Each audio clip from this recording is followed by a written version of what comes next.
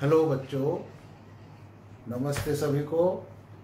आज हम सामाजिक विज्ञान के अंतर्गत ज्योग्राफी का chapter minerals and power resources पढ़ेंगे। खनिज और शक्ति संसाधन। खनिज क्या होते हैं, खनिज हमारे जीवन में इनका क्या महत्व है। खनिज पोषक तत्व भी पाए जाते हैं और पृथ्वी के धरातल पर भी पाए जाते हैं। अब सबसे पहले खनिज क्या होता है, मिनरल्स क्या होता है। मिनरल्स जैसे कि एक कहानी आपके चैप्टर में दी गई है कि भाई मिनरल्स हमारे खाने में भी पाए जाते हैं, सब्जियों में भी पाए जाते हैं, लेकिन वे मिनरल्स ऐसे हैं जिन्हें अलग नहीं किया जा सकता और अलग करने पर उनका कोई महत्व नहीं रहता। जिस प्रकार आपने देखा हम बिस्कुट खाते हैं, अब बिस्कुट में बहुत सारी वस्तुएं मिली हुई होती हैं, बहुत सारे मिनरल्स मिले हुए होते हैं, खनिज मिले हुए होते हैं। ये खनिज यदि हम इन्हें बिस्कुट से अलग करना चाहें तो ऐसे नहीं कर सकते आराम से। इसी प्रकार ये खनिज पृथ्वी की चट्टान परपटी पर सभी रूप में फैले हुए हैं। प्राकृतिक रूप से अब खनिज क्या होता है कि प्राकृतिक नेचुरल रूप से प्राप्त होने वाला पदार्थ जिसका निश्चित रासायनिक संगठन होता है वह खनिज कहलाता है। खनिज सभी स्थानों पर समान रूप से भी वितरित नहीं है। अब उसी प्रकार पृथ्वी की जो हमारी चट्टान है, विभिन्न प्रकार की सेलें हैं। ये सेल, इनमें हमारे बहुत सारे खनिज इन्हीं में मिले हुए रहते हैं और ये पदार्थ पृथ्वी की और पृथ्वी में पाए जाते हैं। खनिज विभिन्न प्रकार के भूवैज्ञानिक परिवेश में अलग अलग दशाओं में निर्मित होते हैं। वे बिना किसी मानवीय हस्तक्षेप के प्राकृतिक प्रक्रियाओं के द्वारा निर्मित होते हैं।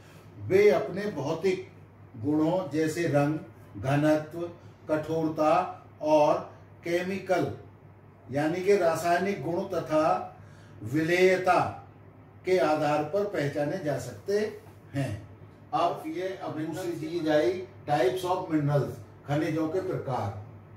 हमारे मिनरल्स प्राय दो ही प्रकार के होते हैं, जैसे मेटेलिक और नॉन मेटेलिक।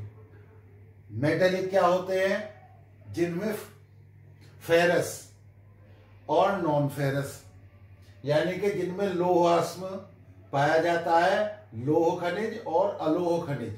अब लोह खनिज क्या होते हैं, अलोह खनिज क्या होते हैं।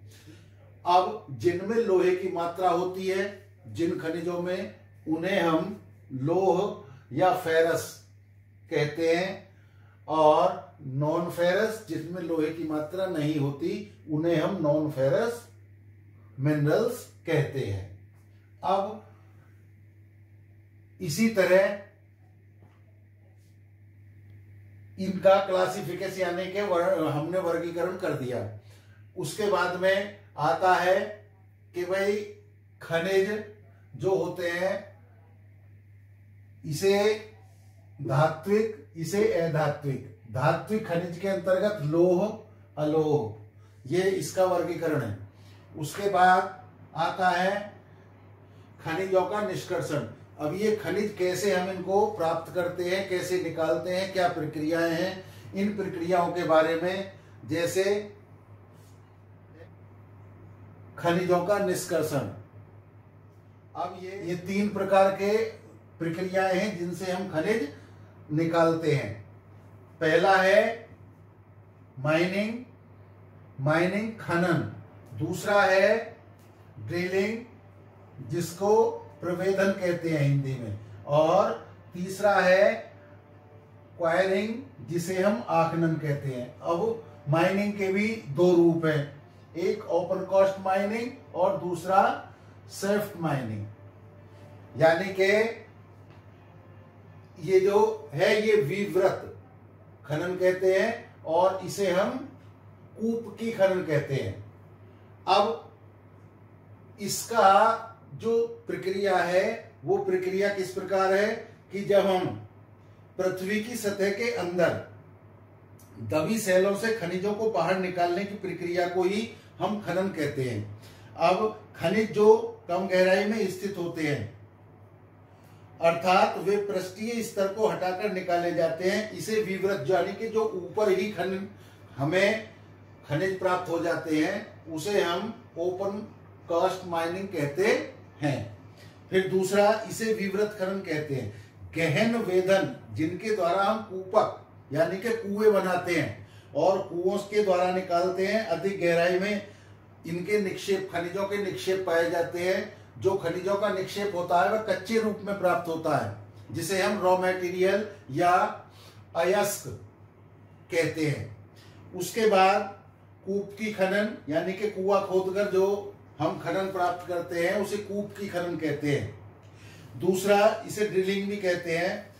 जैसे कि हम पेट्रोलियम और प्राकृतिक गैस निकालते हैं, ये धरातल के बहुत नीचे पाए जाते हैं, तो उन्हें बाहर निकालने की जो गहन कूपों की खुदाई की जाती है, इसे हम ड्रिलिंग कहते हैं या प्रवेधन कहते हैं। इसके बाद में जो सतह के निकट स्थित खनिजों को जिस प्रक्रिया द्वारा आसानी से खोदकर निकाला जाता है उसे आखनन कहते हैं, यानी कि क्वायरिंग कहते हैं उसे, जो ऊपर ही हमें आसानी से प्राप्त हो जाते हैं। अब आया डिस्ट्रीब्यूशन ऑफ मिनरल्स, खनिजों का वितरण। अब खनिजों का वितरण किस प्रकार है? खनिज, क्योंकि कोई भी चीज पृथ्वी पर समान रूप से हर जगह या हर स्थान को पे प्राप्त नहीं होती, इसके लिए अलग अलग जैसी धरातलीय बनावट होती है। जैसे जैसे धरातल के प्रक्रमों से ये धरातल बनता है पृथ्वी का, उसी प्रकार वहां पर खनिज संपदा का भी वितरण अलग अलग क्षेत्रों में अलग अलग प्रकार के खनिजों का निक्षेपण हो जाता है। इसी तरह जैसे कि खनिज विभिन्न प्रकार की सेलों में पाए जाते हैं। कुछ खनिज जो होते हैं वो आग्नेय परत में पाए जाते हैं, कुछ खनिज कायांतरित यानी के मेटामॉर्फिक में पाए जाते हैं, और कुछ सेडिमेंट्री यानी के अवसादी चट्टान में पाए जाते हैं। अब इनके अंतर्गत जो जैसे कि धात्विक खनिज आग्नेय और कायांतरित सेल में पाए जाते हैं, जो मेटेलिक मिनरल्स होते हैं वे हमारे यानी कि मेटामॉर्फिक और इग्नियस इन दो चट्टानों में पाए जाते हैं, और जो नॉन मेटेलिक होते हैं वे खनिज हमारे अवसादी यानी कि सेडिमेंट्री रॉक्स में पाए जाते हैं।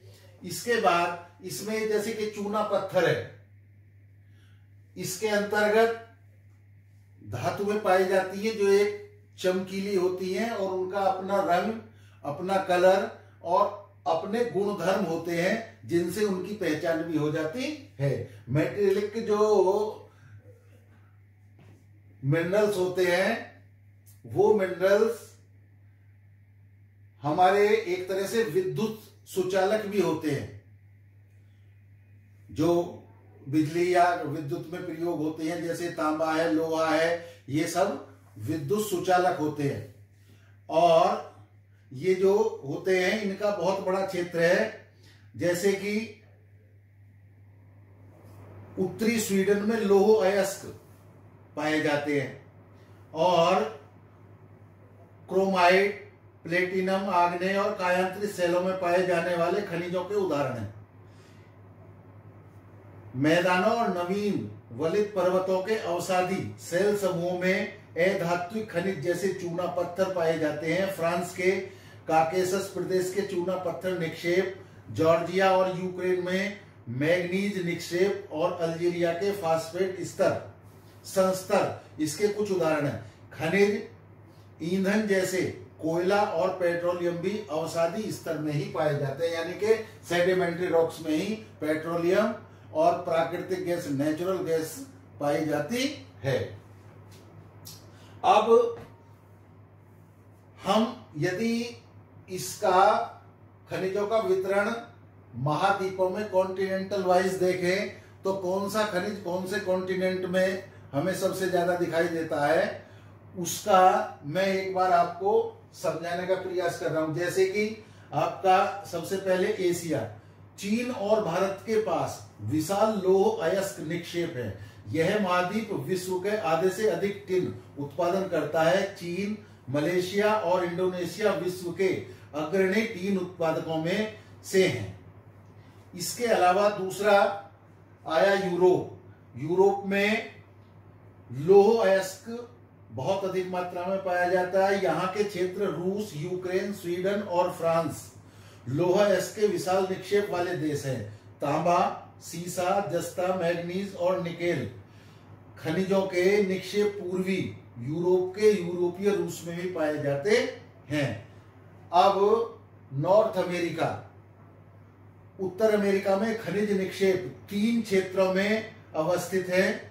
ग्रेट लेक के उत्तर में कनाडियन सील्ड प्रदेश, अपलेशियन प्रदेश और पश्चिम के पर्वत श्रृंखलाएं लौह अयस्क, निकेल, सोना, यूरेनियम और तांबा का खनन कनाडियन सील्ड प्रदेश में और कोयले का अपलेशियन प्रदेश में होता है। यहाँ पर पश्चिमी कार्डिलेरा में तांबा, सीसा, जस्ता, सोना और चांदी के विशाल निक्षेप हैं। अगला महाद्वीप आता है साउथ अमेरिका, यानी कि दक्षिणी अमेरिका। अब दक्षिणी अमेरिका में ब्राजील विश्व में उच्च कोटि के लौह अयस्क का सबसे बड़ा उत्पादक है। चिली और पेरू तांबे के अग्रणी उत्पादक हैं। ब्राजील और बोलिविया विश्व में टिन के सबसे बड़े उत्पादकों में से है। इसी तरह दक्षिणी अमेरिका के पास सोना, चांदी, जस्ता, क्रोमियम, मैग्नीज, बॉक्साइट, अभ्रक, प्लेटिनम, एस्बेस्टस और हीरा के विशाल निक्षेप भी पाए जाते हैं। अब साउथ अमेरिका के बाद में आया अफ्रीका।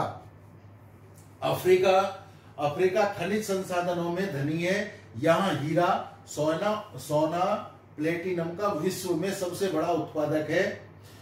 दक्षिणी अफ्रीका, जिम्बाब्वे और जायरे विश्व के सोने का एक बड़ा भाग उत्पादित करते हैं। तांबा, लौह अयस्क, क्रोमियम, यूरेनियम, कोबाल्ट और बॉक्साइट दक्षिणी अफ्रीका में पाए जाने वाले अन्य खनिज हैं। तेल नाइजीरिया में पाया जाता है। लीबिया और अंगोला में भी इसके विशाल भंडार मिले हैं। अब ऑस्ट्रेलिया अलग महाद्वीप है। यहाँ कौन कौन से खनिज पाए जाते हैं? जैसे ऑस्ट्रेलिया में खनिज जो पाए जाते हैं, यहाँ पर विश्व की सबसे ज्यादा बॉक्साइट का उत्पादक है। यहाँ सोना, हीरा, लौह अयस्क, टिन और निकेल का सबसे ज्यादा उत्पादन होता है। यहाँ तांबा, सीसा, जस्ता और मैग्नीज में भी यह प्रदेश संपन्न है। पश्चिमी ऑस्ट्रेलिया के कालगुल्ली और कूलगार्डी क्षेत्रों में सोने के सबसे बड़े निक्षेप हैं। अब इसके बाद में एक निर्जन, जैसे हम अंटार्कटिका एक महाद्वीप है, उसमें भी कुछ खनिज पाए जाते हैं। यहाँ पर अभी खनिजों का एक तरह से निष्कर्षण, जिसे निकालने की प्रक्रिया है, वो नहीं शुरू हुई है। यहाँ पर अनुमानतः और खोज के द्वारा बहुत सारे खनिजों की पता लगी है। जैसे हम पूर्वानुमान से कुछ संभवतः विशाल के लिए अंटार्कटिका का भूविज्ञान पर्याप्त रूप से सुप्रसिद्ध है। ट्रांस अंटार्कटिक पर्वत में कोयले और पूर्वी अंटार्कटिका के प्रिंस चार्ल्स पर्वत के निकट लोहे के महत्वपूर्ण मात्रा में निक्षेप का पूर्वानुमान किया गया है। लौह अयस्क, सोना, चांदी और तेल भी वाणिज्यिक मात्रा में उपलब्ध है। केवल इसका अनुमान किया गया है। अभी यहाँ पर खुदाई या निष्कर्षण कार्य नहीं प्रारंभ हुआ है। अब इसके अलावा डिस्ट्रीब्यूशन इन इंडिया, भारत में इन खनिजों का कहां कौन से खनिज भारत के क्षेत्र में पाए जाते हैं, उनके लिए मैं आपको एक बार बता रहा हूं। जैसे लोहा है, लोहा भारत में उच्च कोटि का पाया जाता है और इसके निक्षेप झारखंड, उड़ीसा, छत्तीसगढ़, मध्य प्रदेश, गोवा, महाराष्ट्र और कर्नाटक में पाए जाते हैं। दूसरा खनिज आया, मिनरल्स आया बॉक्साइट। बॉक्साइट इसके क्षेत्र हैं झारखंड, उड़ीसा, छत्तीसगढ़, मध्य प्रदेश, गुजरात, महाराष्ट्र और तमिलनाडु। अभ्रक, माइका, अभ्रक निक्षेप मुक्त झारखंड, बिहार, आंध्र प्रदेश और राजस्थान में पाए जाते हैं। भारत विश्व में अभ्रक का सबसे बड़ा उत्पादक और निर्यातक देश है। तांबा, कॉपर, यह मुख्यतः राजस्थान, मध्य प्रदेश, झारखंड, कर्नाटक और आंध्र प्रदेश में पाया जाता है। मैग्नीज, भारत के मैग्नीज निक्षेप महाराष्ट्र, मध्य प्रदेश, छत्तीसगढ़, उड़ीसा, कर्नाटक और आंध्र प्रदेश में स्थित है। सोना, गोल्ड, भारत में प्राय एक ही जगह मन्नार की खाड़ी जो कर्नाटक में है, वहां पर सोने के निक्षेप पाए जाते हैं। मन्नार की खाड़ी जो कि कर्नाटक प्रदेश में है, वहां पर सोना पाया जाता है। नमक समुद्री झील और सैलों से प्राप्त किया जाता है। भारत नमक का सबसे अधिक निर्यात करता है। चूना पत्थर, भारत में चूना पत्थर उत्पादन करने वाले महत्वपूर्ण राज्य बिहार है, झारखंड है, उड़ीसा, मध्य प्रदेश, छत्तीसगढ़, राजस्थान, गुजरात और तमिलनाडु हैं। अब इसका डिस्ट्रीब्यूशन जो भारत में मिनरल्स का यानी कि जो खनिजों का वितरण है भारत में, वो भी मैंने बता दिया। कौन सा खनिज कहाँ पाया जाता है ये भी आपको समझा दिया। अब इसके बाद में आता है यूज ऑफ मिनरल्स, यानी कि हम खनिजों का उपयोग किस प्रकार करते हैं या किन कार्यों में करते हैं।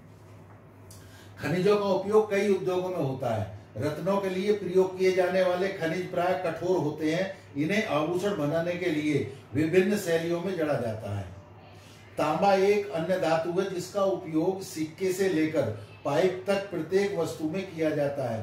कंप्यूटर उद्योग में प्रयुक्त होने वाला सिलिकॉन क्वार्ट्ज से प्राप्त किया जाता है। एल्यूमिनियम जिसे इसके अयस्क बॉक्साइट से प्राप्त किया जाता है, इसका उपयोग ऑटोमोबाइल और हवाई जहाज, बोतल बंदी उद्योग, भवन निर्माण और रसोई के बर्तन तक में किया जाता है। इसी प्रकार लोहायस्क या लोहा भी हमारे जितने भी भारी उद्योग होते हैं इनमें सब मशीनरी प्राय लोहे की ही बनाई जाती है, इस्पात की बनाई जाती है। ये इस प्रकार जितने भी खनिज हैं उनका सबका उपयोग हो रहा है, जानते हैं लोग, उनकी तकनीकी सीख गए हैं और उनका यथा योग्य प्रयोग और उपयोग किया जाता है। अब आया कंजर्वेशन ऑफ मिनरल्स, खनिजों का संरक्षण। अब खनिजों के संरक्षण से तात्पर्य क्या है कि भाई हमें खनिजों को किस प्रकार बचा के रखना है ताकि भविष्य में उसे अगली पीढ़ी के लिए दिया जा सके या उनके भी काम को आ सके। तो इसके लिए हमें क्या करना चाहिए? अनवीकरणीय संसाधन है, क्योंकि इसको नवीकरणीय संसाधन जैसे जल है, पेड़ पौधे हैं, ये सब नवीकरणीय संसाधन है, ये एक जल्दी ही समय में पूरी किए जा सकते हैं। किंतु जो मिनरल्स हैं एक बार इनका खनन होने के बाद में इनको दोबारा उपयोग में लाना या दोबारा बनना इनका काफी लंबे समय में बनता है। इसीलिए हमें इनका उपयोग उतनी ही मात्रा में करना चाहिए जितना हमें आवश्यकता है। मानवीय उपयोग की दर की तुलना में निर्माण की दर बहुत धीमी है। खनन की प्रक्रिया में बर्बादी को घटाना आवश्यक है। धातुओं का पुनः चक्रण एक अन्य तरीका है जिससे खनिज संसाधनों को संरक्षित किया जा सकता है। अब ऐसे ही जितने भी ये खनिज हैं इनका खनिजों का संरक्षण क्यों जरूरी है, इस चैप्टर में आपको इतना ही अभी मैंने बताया। अगली वीडियो में मैं शक्ति के संसाधन यानी के पावर रिसोर्सेज के बारे में बताने जा रहा हूं।